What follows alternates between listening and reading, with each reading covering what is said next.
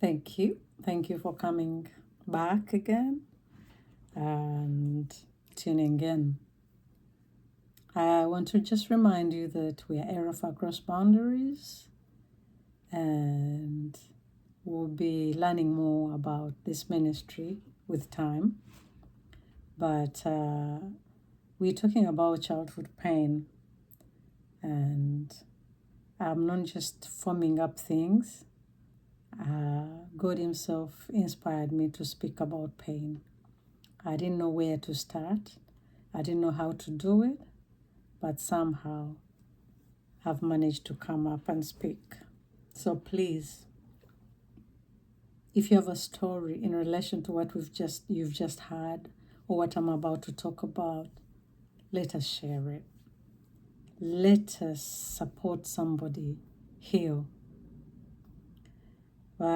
We've been talking about why pain, some things that hinder pain from going away, or people failing to let go of that pain without them knowing that is happening. But I just found out that this pain is rooted in the cultures that we are brought up in, the political systems that exist in our societies, the beliefs and values that form our societies. And as such, you find that different societies, different cultures handle pain differently. And in this way, childhood pain manifests differently across cultures due to things that I've mentioned, such as society values, historical trauma, family systems, and taboos. We're going to be looking at mostly 4 types of societies globally, not basically where I'm coming from, but globally. These ones I can write essays on them, each 10,000 words of essay.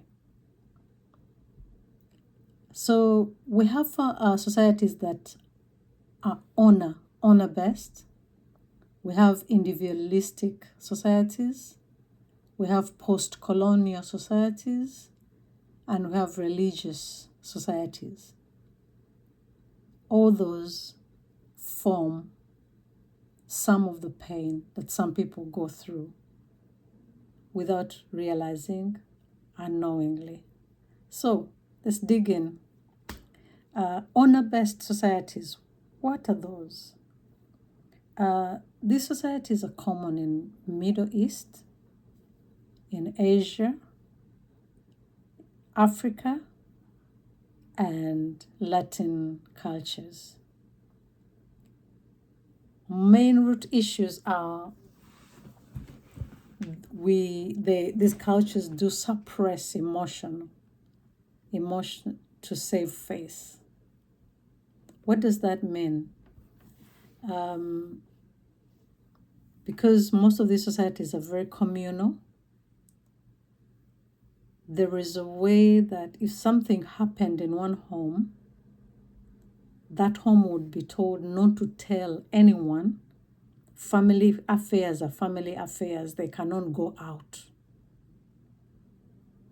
So you grow up knowing that if something happened in this house, to avoid other things to happen, for the community to talk about us, to segregate us or look at us in a different way, we must keep quiet. That is what I mean by suppressing emotion.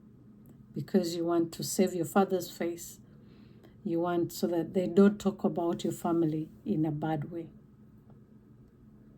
There is high expectations. That is performance-based love.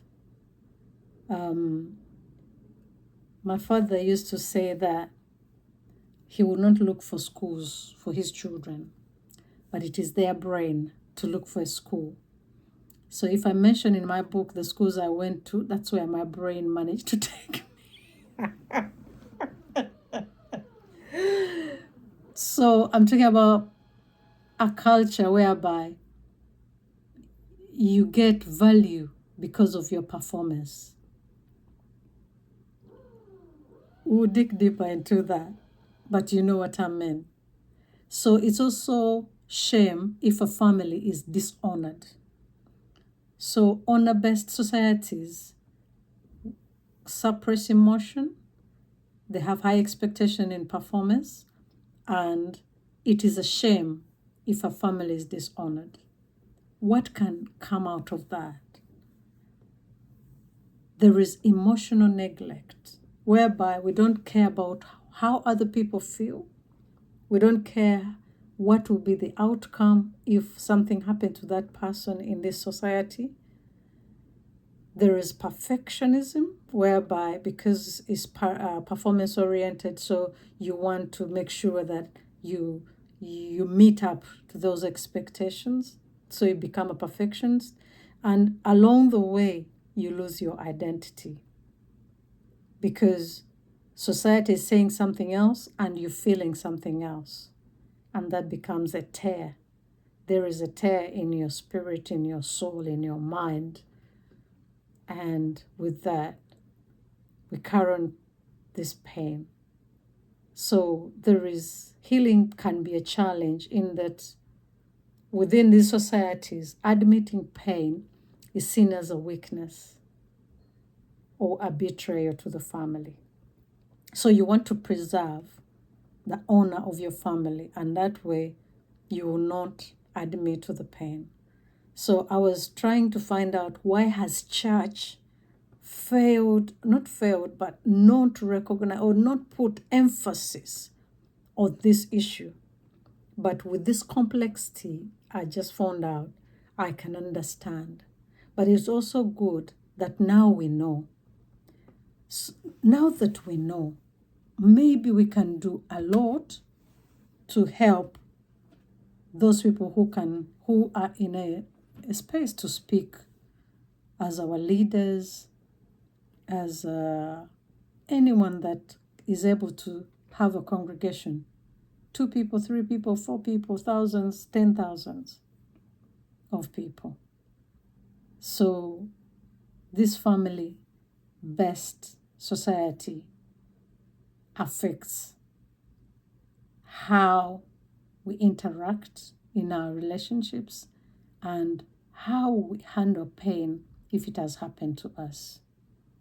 So let us look at the second one in the next video. God bless you.